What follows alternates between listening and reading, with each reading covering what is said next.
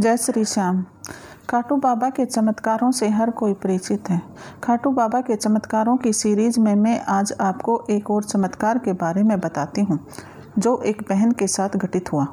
एक बार बाबा की एक भक्त बाल गोपाल को अपने घर में ले आई और उसकी सेवा करने लगी। उस बहन के बच्चे बड़े हो गए थे, इसलिए वे बाहर पढ़ने के लिए चले गए थे। लेकिन उसी बहन के घर में उसकी एक छोटी बहन और रहती थी जो नास्तिक प्रवृत्ति की थी। वह अपनी बहन को पूरा दिन बाल गोपाल की सेवा में देखकर अक्सर तंज कसती रहती थी कि तुम इस पत्थर की मूर्ति को जो खाना खिलाती रहती हो ये आडंबर है, ये अंधविश्वास है। उस बाबा की भक्त ने अपनी बहन को बहुत समझाने की कोशिश की, मेरे बाल गोपाल को ऐसा मत कहा करो, लेकिन वह कुछ भी सुनने को तैयार नहीं थी। बाबा की वह भक्त अपनी बहन की तरफ से अक्सर बाबा से क्षमा याचना करती रहती। कुछ ही समय हुआ था, उस बहन के पेट में दर्द रहना शुरू हो गया।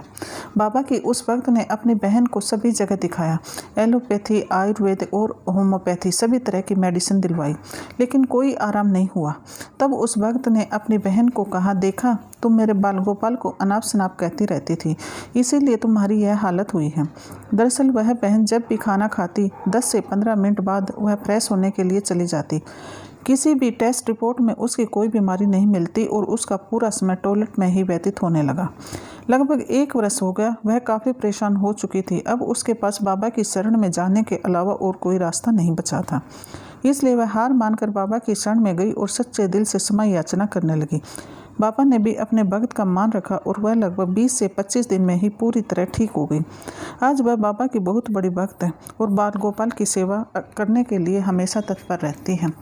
अगर बाबा की जीवनी के बारे में जानना है तो मेरे द्वारा लिखी हुई पुस्तक कलयुग के राजा बाबा श्याम पढ़ सकते हो, जिसका Amazon affiliate link description box में दिया गया है।